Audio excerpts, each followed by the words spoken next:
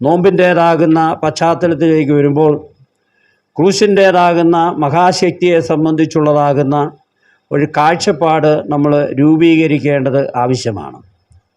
കുരിശാണ് ജീവിതത്തിൻ്റേതാകുന്ന ത്യാഗമാർഗത്തിലേക്ക് നമ്മെ നയിക്കേണ്ടതും ആ കുരിശിൻ്റെ വഴികളിലൂടെയാണ് ദൈവത്തിൻ്റേതാകുന്ന രക്ഷയിലേക്ക് ഞാനും നിങ്ങളും നടന്ന് അടുക്കേണ്ടത്.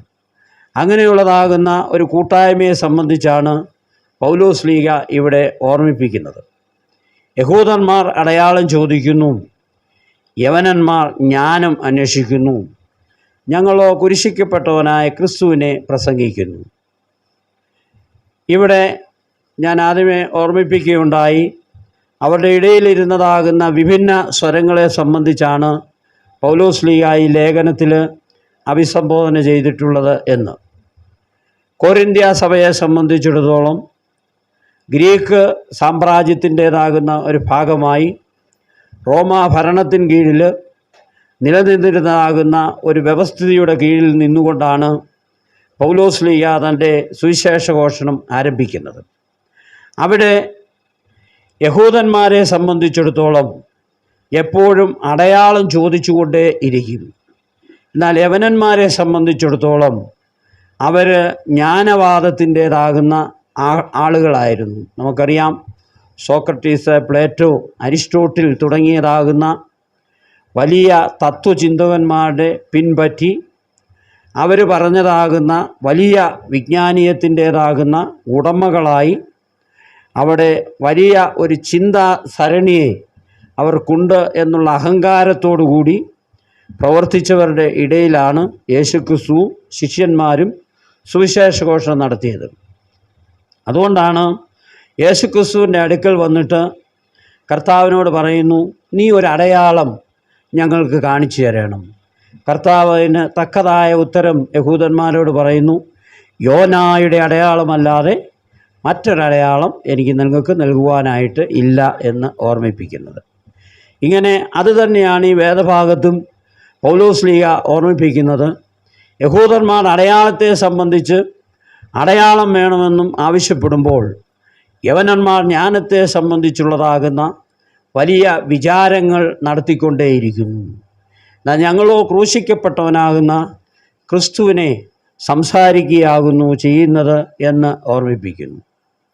ഇവിടെയാണ് കുരിശിൻ്റേതാകുന്ന പാതയിൽ എൻ്റെയും നിങ്ങളുടെയും ജീവിതത്തെ ക്രിസ്തുവുമായിട്ട് ബന്ധിപ്പിക്കുവാനുള്ളതാകുന്ന ഒരു അടയാളമായി നാം കുരിശിനെ കാണേണ്ടത്.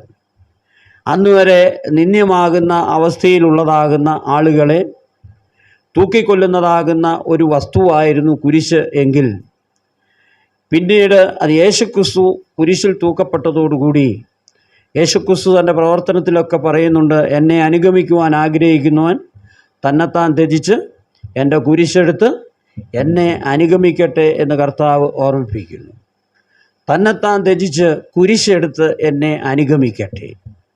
അടയാളങ്ങൾക്കും അത്ഭുതങ്ങൾക്കും ജ്ഞാനപരതകൾക്കും അപ്പുറമായിട്ട് കുരിശിൻ്റേതാകുന്ന ഒരു വഴിയുണ്ട്. കുരിശിൻ്റേതാകുന്ന വഴിയിൽ അതിനൊരു പ്രത്യേകതയുണ്ട്. അത് ത്യാഗത്തിൻ്റെ വഴിയാണ്, അത് മോചനത്തിൻ്റെ വഴിയാണ്, അത് രക്ഷയുടേതാകുന്ന മാർഗമാണ്.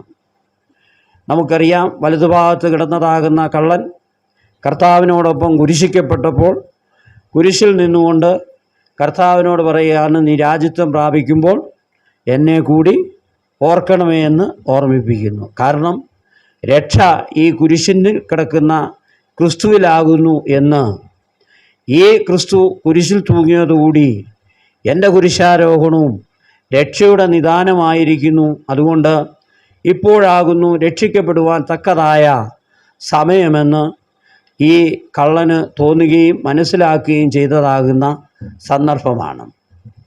ഇത് തന്നെയാണ് ഇവിടെ പൗലോസ്ലീഹായും ഓർമ്മിപ്പിക്കുന്നത്. കുരിശാകുന്ന ഈ അടയാളം നമ്മുടെ ജീവിതത്തിലേക്ക് കടന്നു വരുമ്പോൾ അത് കുരിശിൽ പ്രതിബിംബിപ്പിക്കുന്നത് ക്രിസ്തുവിനെയാണ്. കുരിശ് എന്ന് പറയുമ്പോൾ അത് വെറും ഒരു മരക്കഷ്ണമല്ല. ആ കുരിശിനെ കാണുമ്പോൾ ക്രിസ്തുവിനെ കാണുവാനായിട്ട് നമുക്ക് ഇടയാകണം. ക്രിസ്തു നമുക്ക് വേണ്ടി വലിയ ത്യാഗം സഹിച്ചു. യേശുക്രിസ്തുവിൻ്റെ പരിമിതീകരണം നമുക്കറിയാം. ഫിലിപ്പിയ ലേഖനം 2-ാം അധ്യായത്തിൽ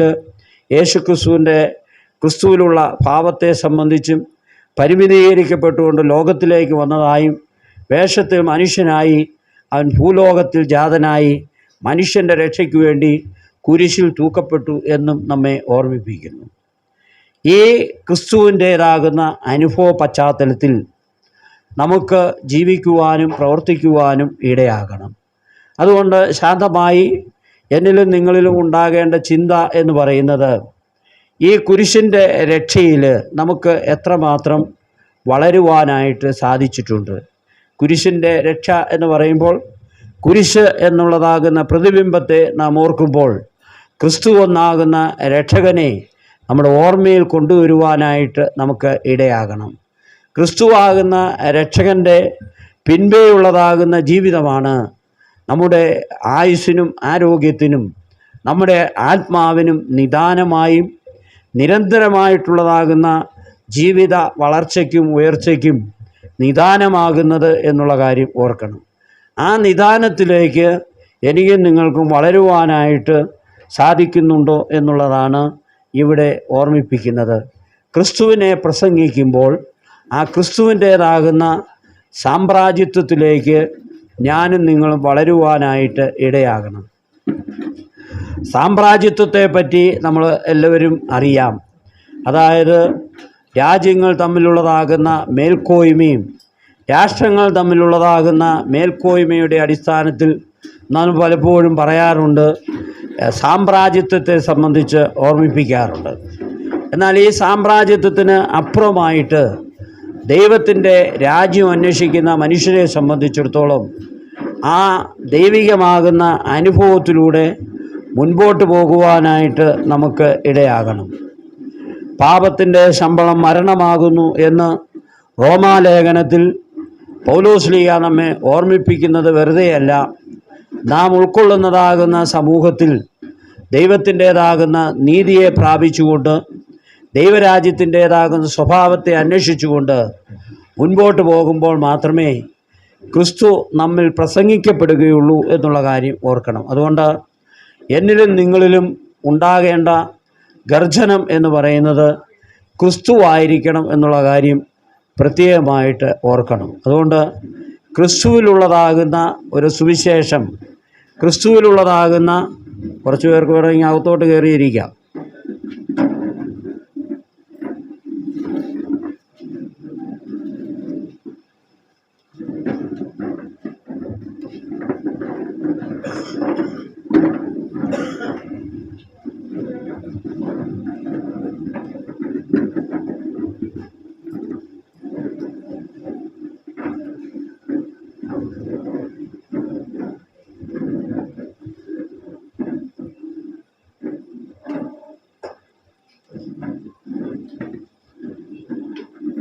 ക്രിസ്തുവിൻ്റെ രക്ഷ എന്ന് പറയുന്നത് കേവലം മരീചികയായിട്ട് അവസാനിക്കുന്നതല്ല, മറിച്ച് ക്രിസ്തുവിൻ്റെ രക്ഷ എന്ന് പറയുന്നത് ജീവിതത്തിൻ്റെ സജീവത്വത്തെ കൊണ്ടാടുന്ന ഒന്നാണ് എന്നുള്ള കാര്യം ഓർക്കണം.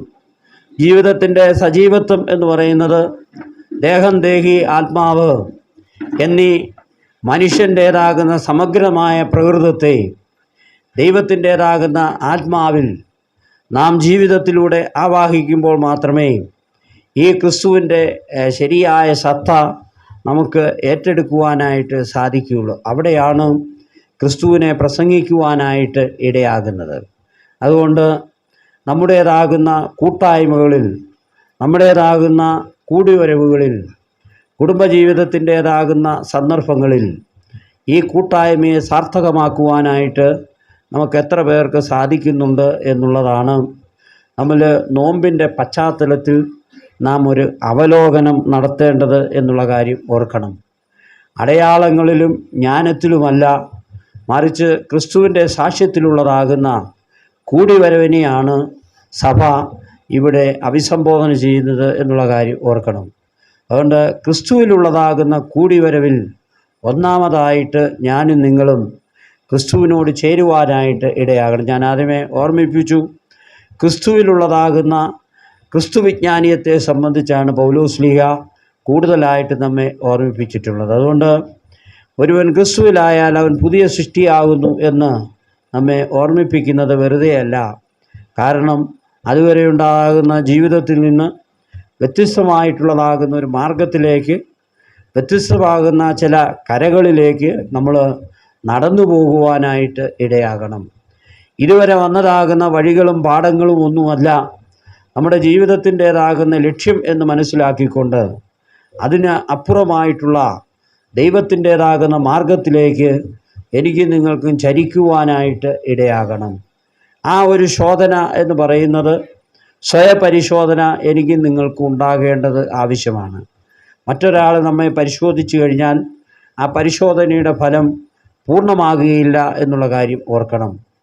നമ്മൾ പുറമേ ഉള്ളത് നോക്കുന്നു, എന്നാൽ നമ്മുടെ പരിശോധന നമ്മുടെ ആഴങ്ങളിലേക്ക് കടന്നു പോകുവാനും അത് നമ്മുടെ ജീവിതത്തിൻ്റെ ഏറ്റവും മഹനീയമാകുന്ന ലക്ഷ്യമാക്കി തീർക്കുവാനും നമുക്കിടയാകും എന്നുള്ളതിന് സംശയമില്ല. അതുകൊണ്ട് ദൈവത്തിൻ്റെ നീതിയിലേക്കുള്ളതാകുന്ന പ്രയാണമാണ് ഈ ഓരോ ക്രിസ്ത്യാനിയും നടത്തേണ്ടത് എന്നാണ് പൗലോസ്ലീഹ ഇവിടെ ഓർമ്മിപ്പിക്കുന്നത്. അതുകൊണ്ട് യഹൂദന്മാരുടെ അടയാളങ്ങൾക്കോ യവനന്മാരുടെ ജ്ഞാന വചനങ്ങൾക്കോ അല്ല, ദൈവത്തിൻ്റേതാകുന്ന നീതിയിലേക്കുള്ള പ്രയാണം അത് കുരിശിൻ്റേതാകുന്ന പാതയിലൂടെ ആയിരിക്കണം എന്ന് പൗലോസ്ലീഹ നമ്മെ ഓർമ്മിപ്പിക്കുന്നുണ്ട്. രണ്ടാമതായിട്ട് പൗലോസ്ലീഹ ഇവിടെ പറയുന്നത്, ഞങ്ങളോ ക്രൂശിക്കപ്പെട്ട ക്രിസ്തുവിനെ പ്രസംഗിക്കുന്നു, യഹൂദന്മാർക്ക് ഇടർച്ചയും ജാതികൾക്ക് ഭോഷത്വമെങ്കിലും യഹൂദന്മാരാകട്ടെ യവനന്മാരാകട്ടെ വിളിക്കപ്പെട്ട ഏവർക്കും ദൈവശക്തിയും ദൈവജ്ഞാനവുമായ ക്രിസ്തുവിനെ തന്നെ. യഹൂദന്മാർക്കായാലും യവനന്മാർക്കായാലും ആരാണോ വിളിക്കപ്പെട്ടിരിക്കുന്നവർക്ക് അവർക്ക് അവരുടെ ജീവിതത്തിൻ്റെ ഏറ്റവും വലിയ നിദാനം ക്രിസ്തുവാകുന്നു എന്ന് ഓർമ്മിപ്പിക്കുകയാണ് ഇവിടെ പൗലോസ്ലീഹ ചെയ്യുന്നത്. ഈ ഒരു നിദാനം നമുക്ക് എത്ര പേർക്ക് നേടിയെടുക്കുവാനായിട്ട് സാധിക്കുന്നുണ്ട്? ഞാൻ യേശുക്രിസ്തുവിനോട് കൂടെയാണ്, യേശുക്രിസ്തുവിൻ്റേതാകുന്ന ജീവിതത്തിൻ്റെ മാറ്റൊലി ഉൾക്കൊണ്ട് കടന്നു വന്നിട്ടുള്ളയാളാണ്. പരിശുദ്ധ മാമോദീസായിലൂടെ നമ്മിലെ പഴയ മനുഷ്യനെ ഉരിഞ്ഞു കളഞ്ഞിട്ട് ദൈവത്തിൻ്റേതാകുന്ന നീതിയുടെ വെള്ളവസ്ത്രം ധരിച്ചുകൊണ്ട് ദൈവത്തിൻ്റെ വിളി കേൾക്കപ്പെട്ടവരാണ് ഞാനും നിങ്ങളും. ദൈവത്താൽ തിരഞ്ഞെടുക്കപ്പെട്ട രാജകീയ പുരോഹിത വർഗത്തിൻ്റെ പ്രതിനിധികളാണ്. ദൈവത്തിൻ്റേതാകുന്ന മന്ദിരങ്ങളായി ഞാനും നിങ്ങളും രൂപാന്തരപ്പെട്ടവരാണ് എന്നുള്ള കാര്യം ഓർക്കണം. അതിന് ത്യാഗത്തിൻ്റേതാകുന്ന മാർഗം, ന്യായത്തിൻ്റേതാകുന്ന വീഥികൾ, ദൈവത്തിൻ്റേതാകുന്ന ചൊവ്വുള്ള കാൽപ്പാടങ്ങളിൽ പിൻപറ്റുവാനായിട്ട് നമുക്ക് ഇടയാകണം. ഇന്നത്തെ ഈ ലോകത്തിൽ ഞാൻ ആദ്യമേ ഓർമ്മിപ്പിച്ചതുപോലെ നമുക്കും ഒരു സ്വയപരിശോധന ആവശ്യമാണ്. ഈ ക്രിസ്തുവിനുള്ളവർ തന്നെ എന്ന് നമുക്ക് ഓരോരുത്തർക്കും സാക്ഷ്യപ്പെടുത്തുവാനായിട്ട് സാധിക്കുന്നുണ്ടോ എന്നുള്ളതാണ്. പൗലോസ്ലീഹ കൊരിന്ത്യ സഭയെ ഓർമ്മിപ്പിക്കുന്നത് അതാണ്. അവരുടെ ഇടയിലുള്ളതാകുന്ന തർക്കങ്ങളും വഴക്കുകളും വിഭിന്നങ്ങളാകുന്ന ആശയങ്ങളുമല്ല, നിങ്ങൾ ക്രിസ്തുവിനുള്ളവരാകുന്നു എന്ന് നിങ്ങൾ സ്വയം സാക്ഷ്യപ്പെടുത്തുന്നു എന്നാണ് കർത്താവ് അവരോട് ചോദിക്കുന്നത്. അങ്ങനെ സാക്ഷ്യപ്പെടുത്തുന്നു എങ്കിൽ മാത്രമേ നിങ്ങൾ ക്രിസ്തുവിലുള്ളവരായി തീരുകയുള്ളൂ എന്നും കർത്താവ് ഓർമ്മിപ്പിക്കുന്നു. ഇവിടെ മലങ്കര ഓർത്തഡോക്സ് സഭയെ സംബന്ധിച്ചിടത്തോളം പൗരസ്യമാകുന്ന സഭയും ചിട്ടവട്ടങ്ങളും അതിൻ്റെ കാഴ്ചപ്പാടുകളും അനുസരിച്ച് ആ രൂപീകൃതമായിട്ടുള്ള സഭയുടെ സത്യവിശ്വാസം എന്ന് പറയുന്നത് തൃത്വവിശ്വാസമാണ്. പിതാവിലും പുത്രനിലും പരിശുദ്ധ റൂഹായിലുമുള്ള വിശ്വാസം, പിതാവിലും പുത്രനും പരിശുദ്ധ റൂഹായിലുമുള്ള വിശ്വാസത്തിൽ കൂടി മാത്രമേ രക്ഷ ലഭിക്കുകയുള്ളൂ എന്ന് സഭ നമ്മെ പേർത്തും പഠിപ്പിച്ചുകൊണ്ടേയിരിക്കുന്നു. എന്നാൽ ഈ തൃത്വവിശ്വാസത്തിൽ നമുക്ക് എത്രമാത്രം മുന്നേറുവാനായിട്ട് സാധിച്ചിട്ടുണ്ട്? നമ്മളുടെ സ്വകാര്യ ജീവിതത്തിലെ അഹങ്കാരങ്ങളിൽ നിന്ന്, സ്വാർത്ഥപരമാകുന്ന ചിന്തകളിൽ നിന്ന്, സമൂഹത്തിൽ നമ്മൾ ഇടപെടുമ്പോൾ നമുക്ക് വന്നു ഭവിക്കുന്നതാകുന്ന മൂല്യച്യുതികളിൽ നിന്ന്, അതുപോലെ തന്നെ സ്വയം നാം പലപ്പോഴും നമ്മളിലേക്ക് തന്നെ കേന്ദ്രീകരിച്ചുകൊണ്ട് കുറവുകളും ബലഹീനതകളും നമുക്ക് തന്നെ തിരുത്തുവാനുള്ളതാകുന്ന എത്ര അവസരങ്ങൾ നമ്മൾ ഉപയോഗിച്ചിട്ടുണ്ട്.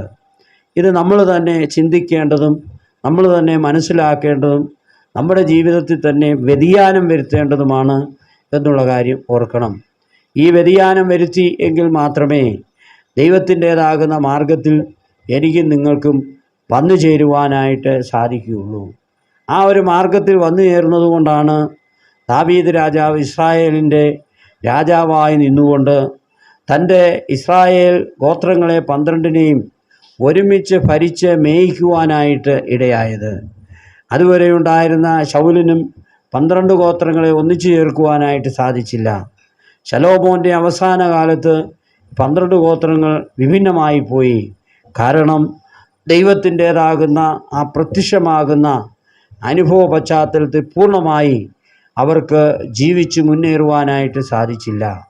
ദൈവത്തിലുള്ളതാകുന്ന പ്രത്യാശയും ദൈവത്തിലുള്ളതാകുന്ന മുറുകെ പിടിക്കുവാനും ഉള്ളതാകുന്ന അവസരമാണ് ദാവീദ് രാജാവ് ഉപയോഗിച്ചത്.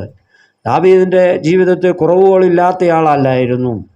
ദാവീദിൻ്റെ ജീവിതത്തിൽ തെറ്റുകൾ ചെയ്യാത്തയാളല്ലായിരുന്നു. കാരണം ഭൂമിയിലായിരിക്കുന്ന ഓരോ മനുഷ്യനെ സംബന്ധിച്ചിടത്തോളം അനുദിനം അനുനിമിഷം ജീവിതത്തിൽ കുറവുകളും ബലഹീനതകളും വന്നു ചേരുവാനുള്ളതാകുന്ന സാഹചര്യങ്ങളുണ്ട്. ഈ കുറവുകളും ബലഹീനതകളും വന്നു ചേരുകയും ആ കുറവുകളിൽ നിന്നും ബലഹീനതകളിൽ നിന്നും പൂർണ്ണമായ വിമോചനം നേടുകയും ചെയ്യുവാനായിട്ടുള്ളതാകുന്ന ഒരു താല്പര്യവും അതിനുള്ളതാകുന്ന ഒരു ഉത്സാഹവും നമുക്ക് വേണം. ദാവീദ് തെറ്റ് ചെയ്തു എന്ന് പറഞ്ഞപ്പോൾ ദാവീദിൻ്റെ ജീവിതത്തിൽ നാഥാൻ പ്രവാചകൻ വന്ന് ആ മനുഷ്യൻ നീ തന്നെ എന്ന് പ്രഖ്യാപിച്ചു കഴിഞ്ഞപ്പോൾ നാഥാൻ പ്രവാചകൻ്റെ വാക്ക് കേട്ട് എട്ടിലും വെണ്ണീരിലും ഇരുന്നു കൊണ്ട് താൻ ദൈവത്തോട് ചേർന്നിരുന്ന് തൻ്റെ ജീവിതത്തെ ക്രമപ്പെടുത്തി എന്നുള്ളതാണ്. ഇതാണ് ഒരു ആത്മീയ ജീവൻ നൽകുന്ന ഒരാത്മീയ പ്രബോധനപുത്രനെ സംബന്ധിച്ചുള്ളതാകുന്ന വിശ്വാസം എന്ന് പറയുന്നത്.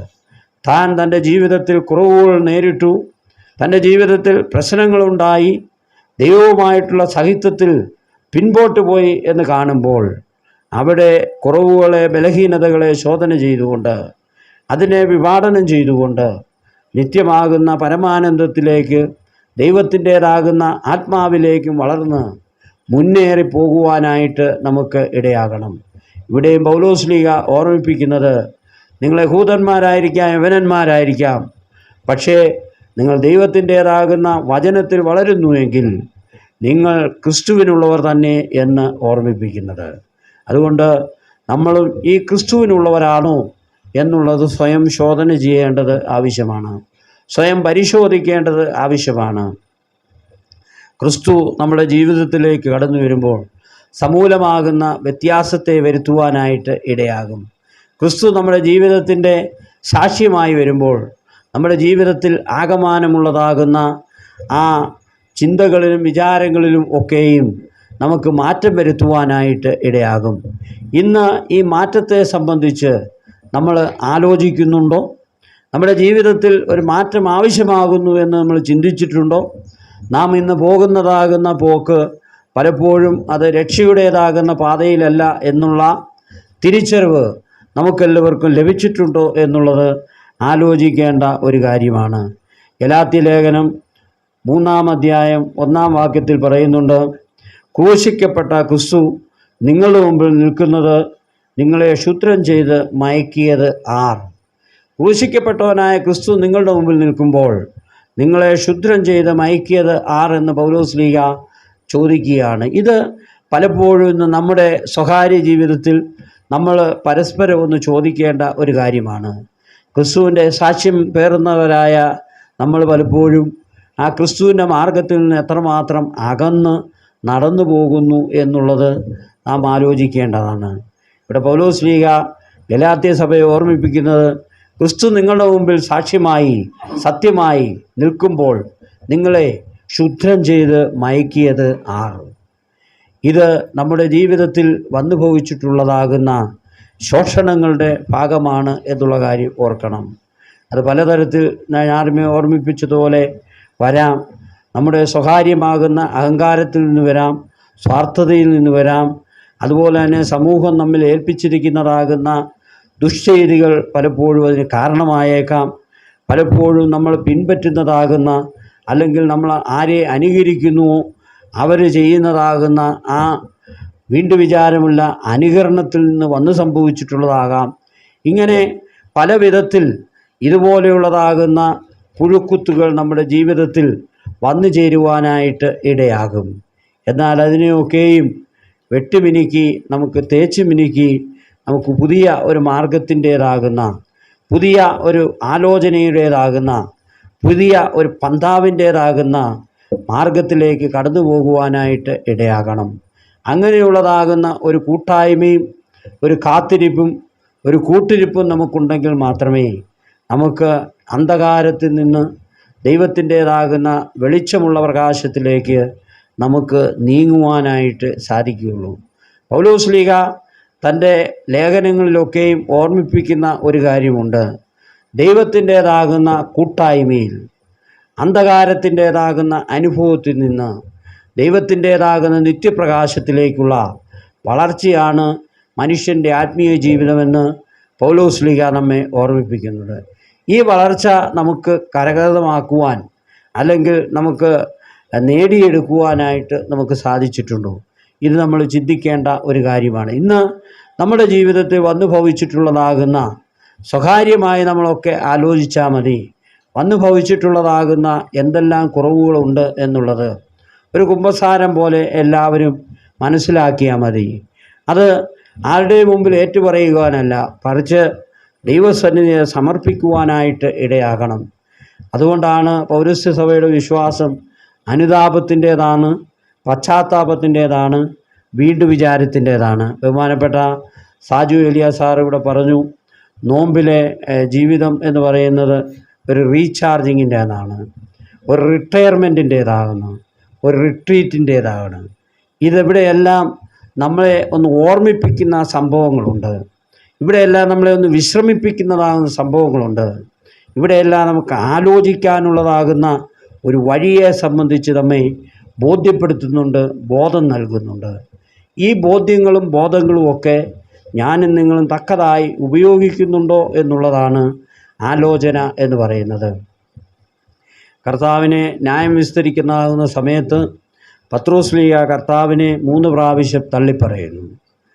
കോഴി രണ്ടാമതും കൂകിക്കഴിഞ്ഞപ്പോൾ കർത്താവ് പത്രോസിനെ നോക്കുമ്പോഴേക്കും പത്രോസ് 3 പ്രാവശ്യം കർത്താവിനെ തള്ളിപ്പറഞ്ഞ് തൻ്റെ ദൗത്യം പൂർത്തീകരിച്ചു കഴിഞ്ഞു. ദൗത്യം പൂർത്തീകരിച്ചു കഴിഞ്ഞപ്പോഴാണ് സ്വയം രക്ഷിക്കുവാനായിട്ട് ചെയ്തതാകുന്ന കാര്യമാണ്. പക്ഷേ കർത്താവ് അവിടെ വിസ്തരിക്കപ്പെടുവാനും ക്രൂശിക്കപ്പെടുവാനും പോകുന്നു എന്ന് മനസ്സിലാക്കിയപ്പോൾ പത്രോസ്ലീഹ തൻ്റെ കുറവ് മനസ്സിലാക്കി കരഞ്ഞ് അനുതപിച്ച് ദൈവത്തിങ്കിലേക്ക് തിരികെ വരികയാണ് ചെയ്യുന്നത്. ഈ ഒരു അനുതാപം, ഈ ഒരു തിരിച്ചറിവ്, ഈ ഒരു മാർഗമധ്യേ നമുക്ക് വന്നു ഭവിച്ചിട്ടുള്ളതാകുന്ന തടസ്സങ്ങളിൽ നിന്നുള്ള ഒരു പിന്മാറ്റം നമുക്ക് ആവശ്യമാണ്. ഇത് നമ്മൾ ആലോചിക്കുകയും മനസ്സിലാക്കുകയും ചിന്തിക്കുകയും ചെയ്യേണ്ടതാകുന്ന ഒരവസരമാണ്. അത് എത്രമാത്രം നമുക്ക് ചെയ്യുവാനായിട്ട് സാധിച്ചിട്ടുണ്ട്.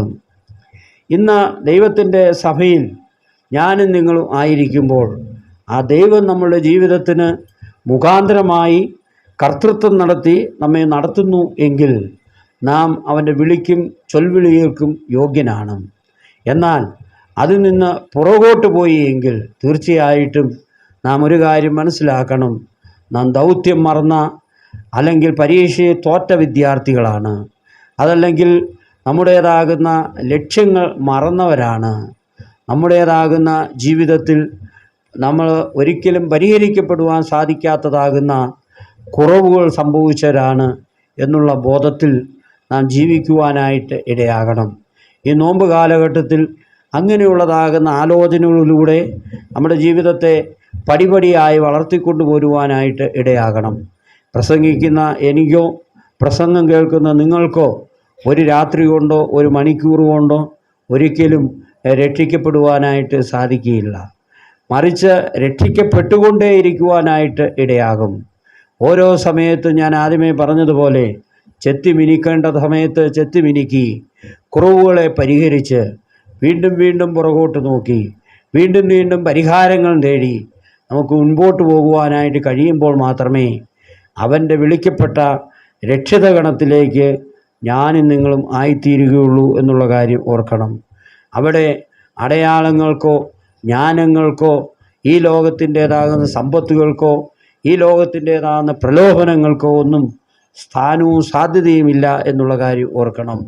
ഇന്നത്തെ ലോകത്തിൽ പലപ്പോഴും നമ്മെ നയിക്കുന്നത് മറ്റുള്ളവരുടെ പ്രലോഭനം, നമ്മുടെ സ്വകാര്യമാകുന്ന പ്രലോഭനം, അതുപോലെ തന്നെ സാഹസികമാകുന്ന ജീവിതത്തിലൂടെ എന്തും നേടിയെടുക്കാമെന്ന് ഉള്ളതാകുന്ന അഹന്തയുടെ അടിസ്ഥാനത്തിലുള്ള ആത്മവിശ്വാസം.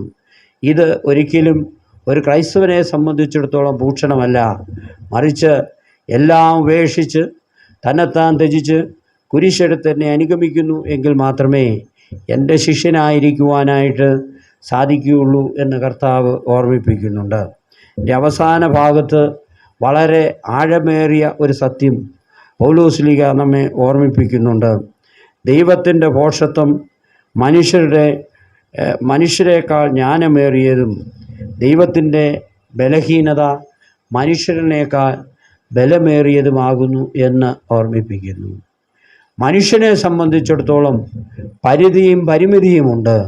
അതുകൊണ്ട് അവൻ്റെ ജ്ഞാനത്തിന് ഒരിക്കലും പൂർണ്ണതയില്ല, അവൻ്റെ ബലത്തിന് ഒരിക്കലും പൂർണ്ണതയില്ല.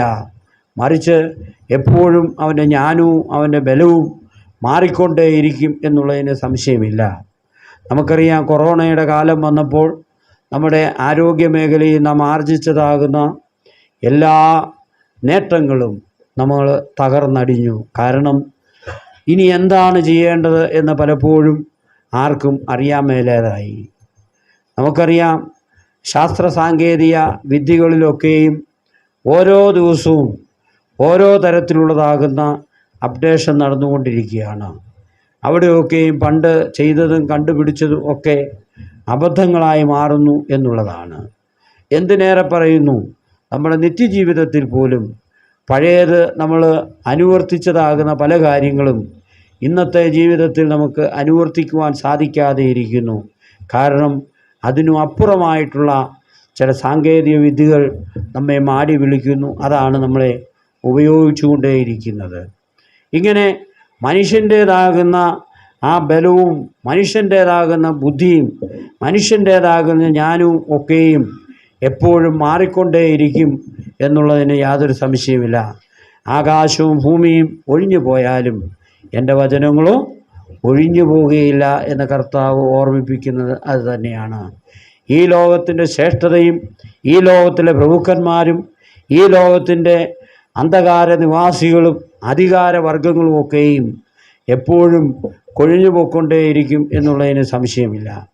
ആർക്കും ശാശ്വതമായിരിക്കാമെന്ന് ആരും പ്രതീക്ഷിക്കേണ്ട. കൊഴിഞ്ഞു പോകേണ്ടത് കൊഴിയേണ്ടതാകുന്ന സമയത്ത് കൊഴിഞ്ഞിരിക്കും എന്നുള്ളതിന് തർക്കമില്ല. അതുകൊണ്ടാണ് ലോകരാഷ്ട്രങ്ങളുടെ ഇന്നത്തെ മത്സരത്തെ സംബന്ധിച്ച് നമ്മൾ കടന്നു ചെല്ലുമ്പോൾ അവിടെ പ്രഭുവായിരുന്നവൻ ഇന്ന് പ്രഭുത്വതയിലല്ല എന്നുള്ള കാര്യം ഓർക്കുന്നത്. അവിടെ സൈനിക ശക്തിയായിരുന്നവൻ ഇന്ന് ആ ശക്തിയിലല്ല എന്നുള്ളത് നാം ഓർക്കണം. അതുകൊണ്ട് ലോകത്തിൻ്റേതാകുന്ന പ്രതാപങ്ങളൊക്കെയും ബാബേൽ കോട്ട പോലെ എപ്പോഴും തകർന്നു വീണുകൊണ്ടേയിരിക്കാം. എന്നാൽ ദൈവത്തിൻ്റേതാകുന്ന പരിശുദ്ധാത്മാവ് അധിവസിക്കുന്ന കൂടാരങ്ങളും ഭവനങ്ങളും കൂട്ടായ്മകളും ഒരിക്കലും തകർന്നു പോവുകയില്ല. അവിടെയൊക്കെയും ദൈവത്തിൻ്റെ തേജസ്സും ദൈവത്തിൻ്റെ ഇടപെടലും നമ്മെ ശക്തിപ്പെടുത്തിക്കൊണ്ടേയിരിക്കും എന്നുള്ളതാണ്. ആ ശക്തിയുടെ അനുഭവത്തിലേക്ക് എനിക്ക് നിങ്ങൾക്കും വരുവാനായിട്ട് ഇടയാകണം.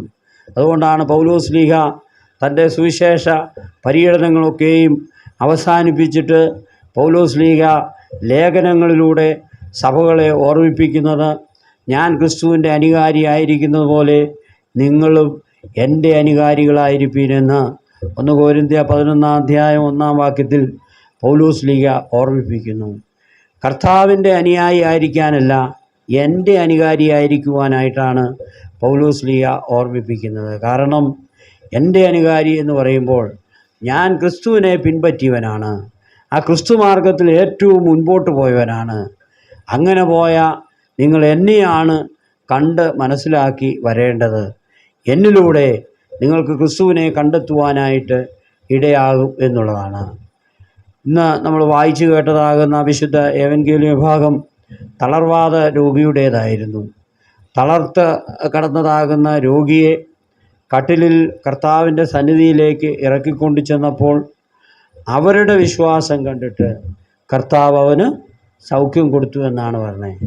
രോഗിയുടെ വിശ്വാസം കണ്ടിട്ട്, അവരുടെ വിശ്വാസം കണ്ടിട്ട്, അതായത് കൂട്ടായ വിജയത്തിൻ്റെ ഏറ്റവും വലിയ പാരമ്യമാകുന്ന ഉദാഹരണമാണ് ഇത്. മധ്യസ്ഥ പ്രാർത്ഥനയുടേതാകുന്ന അനുഭവ പശ്ചാത്തലത്തിലാണ് നമ്മളിവിടെ ഓർമ്മിപ്പിക്കുന്നത്. നമുക്ക് വേണ്ടി തന്നെയല്ല, മറ്റുള്ളവർക്ക് വേണ്ടി ജീവിക്കുമ്പോഴാണ് നമ്മുടെ ജീവിതത്തിൻ്റെ ലക്ഷ്യം പൂർണ്ണമാകുന്നത് എന്നുള്ള കാര്യം പ്രത്യേകമായിട്ട് ഓർക്കണം. അതുകൊണ്ട് ഇവിടെ പൗലോസ്ലീഹ ഓർമ്മിപ്പിക്കുന്നത്, ദൈവത്തിൻ്റെ ജ്ഞാനം എന്ന് പറയുന്നത് മനുഷ്യൻ്റെ ജ്ഞാനത്തിലും എത്രയോ വലുതാകുന്നു. മനുഷ്യൻ്റെ ജ്ഞാനത്തിലും എത്രയോ വലുതാകുന്നു യേശുക്രിസ്തുവിൻ്റെ പോക്ഷത്വം എന്ന് പറയുന്നത്, ദൈവത്തിൻ്റെ പോക്ഷത്വം എന്ന് പറയുന്നത്. മനുഷ്യൻ്റെ ബലത്തിലും എത്രയോ വലുതാകുന്നു ദൈവത്തിൻ്റെ ബലം എന്നുള്ളത് നമ്മൾ ഓർക്കേണ്ടതാണ്. അത് നമ്മൾ ചെങ്കടലിൽ കർത്താവ് യഹൂദന്മാരെ നയിച്ച് മുൻപോട്ട് പോകുമ്പോൾ നമ്മൾ കാണുന്നുണ്ട്. അതുപോലെ തന്നെ ഇസ്രായേൽക്കാരുടെ മരുഭൂപ്രയാണത്തിൽ നമ്മൾ കാണുന്നുണ്ട്. യെരിഹോക്കാരുമായിട്ടുള്ളതാകുന്ന യുദ്ധത്തിലൊക്കെയും നമ്മൾ കാണുന്നുണ്ട്. പഴയ നിയമത്തിൽ, പുതിയ നിയമത്തിലും നമുക്ക് കാണുവാനായിട്ട് സാധിക്കുന്നുണ്ട്. എലിസബത്ത് മാതാവിൻ്റെ ജീവിതം, അതുപോലെ തന്നെ കന്യകമറിയാമും യൗസേപ്പ് പിതാവും കൂടി മിസ്രൈമിലേക്ക് യേശുക്രിസ്തുവുമായിട്ട് ഓടിപ്പോകുന്നത്.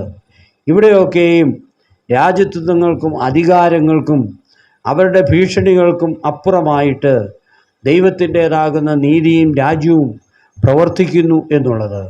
യോഹന്നാൻ മബ്ദാനയുടെ പ്രസംഗം നമുക്കറിയാം. രക്ഷപ്പെടാത്തവരൊക്കെയും വെട്ടി തീയിലിടും എന്ന് പറയുന്നുണ്ട്. കാരണം നിങ്ങൾ രക്ഷപ്പെട്ട് ദൈവരാജ്യത്തിൻ്റെ അനുഭവങ്ങളിലേക്ക് കടന്നു വരണം, മാനസാന്തരപ്പെടുവീൻ, ദൈവരാജ്യത്തിൻ്റെ അനുഭവത്തിലേക്ക് കടന്നു വരുവീൻ എന്ന് കർത്താവും യോഹന്നാൻ മബ്ദാനെ ഓർമ്മിപ്പിച്ചത് മറ്റൊന്നുകൊണ്ടല്ല. കാരണം ദൈവത്തിൻ്റെ രാജ്യം നമ്മളുടെ ഇടയിൽ തന്നെയാകുന്നു എന്ന് കർത്താവിനോട് ശിഷ്യന്മാർ വന്ന് ചോദിക്കുന്നുണ്ട്. കർത്താവെ, ദൈവരാജ്യം എവിടെ?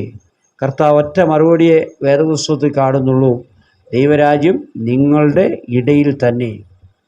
ദൈവരാജ്യം നിങ്ങളുടെ ഇടയിൽ തന്നെ എന്ന് കർത്താവ് ഓർമ്മിപ്പിക്കുന്നു. നമ്മളുടെ ഇടയിലുള്ളതാകുന്ന ദൈവരാജ്യത്തെ എത്രയും സമ്പുഷ്ടമാക്കുവാനായിട്ട് നമുക്ക് ഇടയാകണം, എത്രയും വലിപ്പപ്പെടുത്തുവാനായിട്ട് നമുക്ക് ഇടയാകണം. ആ ദൈവരാജ്യത്തിൻ്റെ മഹിമയെ എത്രയും നമ്മുടെ അതിരുകൾക്കപ്പുറത്തേക്ക് നമുക്ക് പകർന്നു കൊടുക്കുവാനായിട്ട് ഇടയാകണം. പൗലോസ്ലീഹ പറഞ്ഞതുപോലെ ക്രിസ്തുവിൻ്റെ അനുകാരികളായി തീരുക എന്ന് നമ്മെ ഓർമ്മിപ്പിക്കുന്നത് പോലെ, ഞാൻ ക്രിസ്തുവിൻ്റെ അനുകാരികളായിരിക്കുന്ന പോലെ നിങ്ങളും എൻ്റെ അനുകാരികളായിരിക്കുവിൻ എന്ന് കർത്താവ് നമ്മെ ഓർമ്മിപ്പിക്കുന്നു. നമ്മളും ആ ഒരു അനുകാര വൃന്ദത്തിലേക്ക് കടന്നു വരുവാനായിട്ട് ഇടയാകണം. ദൈവത്തിൻ്റേതാകുന്ന നീതിയുടെ മാർഗത്തെ പ്രസംഗിക്കുന്നവരായിട്ട് ഇടയാകണം. അതുകൊണ്ട് ദൈവരാജ്യത്തിൻ്റെ സന്ദേശം ഉൾക്കൊണ്ടുകൊണ്ട് ഈ നോമ്പ് കാലഘട്ടത്തിൽ നമുക്ക് ജീവിക്കുവാനായിട്ട് ഇടയാകണം. 3 കാര്യങ്ങളാണ് ഞാൻ നിങ്ങളെ പ്രത്യേകമായി ഓർമ്മിപ്പിച്ചത്. ഒന്നാമതായിട്ട് ഓർമ്മിപ്പിച്ചത്, യഹൂദന്മാർ അടയാളവും യവനന്മാർ ജ്ഞാനവും അന്വേഷിക്കുന്നു, ഞങ്ങളോ ക്രൂശിക്കപ്പെട്ടവനായ ക്രിസ്തുവിനെ തന്നെ പ്രസംഗിക്കുന്നു എന്നുള്ളതാണ്. ക്രിസ്തുവിനെ പ്രസംഗിക്കുവാൻ, ക്രിസ്തുവിനെ ഓർക്കുവാൻ, ക്രിസ്തുവിനോട് ചേർന്നിരിക്കുവാനായിട്ട് നമുക്ക് ഇടയാകണം. ഈ ക്രിസ്തുവിനെ ചിന്തിക്കുന്നത് പോക്ഷത്വമാകുന്നുവെങ്കിൽ ആ പോക്ഷത്വത്തിന് അപ്പുറമായിട്ട് ആ ക്രിസ്തുവിനെ മാത്രമേ ഞങ്ങൾക്ക് ഓർക്കുവാനായിട്ടുള്ളൂ എന്ന് പൗലോസ്ലീഹ ഓർമ്മിപ്പിക്കുന്നു. ക്രിസ്തുവിലുള്ളതാകുന്ന വിശ്വാസവും ക്രിസ്തുവിലുള്ളതാകുന്ന പ്രത്യാശയും ക്രിസ്തുവിലുള്ളതാകുന്ന കൂടിയിരിപ്പും കൂട്ടായ്മയും നമുക്ക് ഉണ്ടാകണം. ആ കൂട്ടായ്മയാണ് വലത്തുഭാഗത്തെ കള്ളനെ പറുദീസായിലെ അനുഭവത്തിലേക്ക് കൊണ്ടുപോയത്. ആ കൂട്ടായ്മയാണ് സിയോൻ മാളികയിൽ ശിഷ്യന്മാരുടെ ഇടയിലേക്ക് പരിശുദ്ധാത്മാവായിട്ട് അഗ്നിനാവുകളുടെ രൂപത്തിൽ കടന്നു വന്ന് രൂപാന്തരത്തിൻ്റേതാകുന്ന അനുഭവം ഉണ്ടാക്കിയിരുന്നത്. ഒന്നുമില്ലാത്ത എടുത്ത് 3000-ലധികം വരുന്നതാകുന്ന സഭാവിശ്വാസികളെ കർത്താവിന് വേണ്ടി മാമോദീസ നടത്തുവാനായിട്ട് ശിഷ്യന്മാർക്ക് കഴിഞ്ഞത് അതുതന്നെയാണ്. അതാണ് പൗലോസ്ലീഹ പറയുന്നത്, നിങ്ങൾക്ക് ജ്ഞാനമെന്ന് തോന്നുന്നത് അത് ക്രിസ്തുവിൽ ഞങ്ങൾക്ക് വിലയേറിയതാകുന്നു. നിങ്ങളുടെ ജ്ഞാനവും നിങ്ങളുടെ പോഷത്വവും ക്രിസ്തുവിൻ്റെ പോഷത്വം അതിനെ അധികരിക്കുന്നു എന്നുള്ളതാണ്. അമിതമായിട്ടുള്ളതാകുന്ന ക്രിസ്തുവിലുള്ളതാകുന്ന ബലത്തെ സംബന്ധിച്ചാണ് പൗലോസ്ലീഹ നമ്മെ ഓർമ്മിപ്പിക്കുന്നത്. ക്രിസ്തുവിലുള്ളതാകുന്ന ബലം മുറുകെ പിടിക്കുവാനായിട്ട് ഇടയാകണം. ദാവീദ് രാജാവ് പറഞ്ഞതുപോലെ യഹോവയുടെ ശക്തിയാൽ മതിലുകളെ ചാടിക്കടക്കുവാനായിട്ട് നമുക്ക് ഇടയാകണം. ദൈവത്തിൻ്റെ പരിശുദ്ധാത്മാവ് ഇതിന് നമ്മെ യോഗ്യരാക്കട്ടെ. ഈ നോമ്പ് കാലഘട്ടത്തിൽ നമ്മുടെ ധ്യാനങ്ങളും നമ്മുടെ പ്രാർത്ഥനകളും നമ്മുടെ പ്രവർത്തനങ്ങളും ഒക്കെ ഒരു ആത്മീയമാകുന്ന തിരിച്ചറിവും ആത്മീയമാകുന്ന ഒരു തിരിച്ചുപോക്കിനും ഇടയാകട്ടെ എന്ന് പ്രത്യേകമായി പ്രാർത്ഥിക്കുന്നു.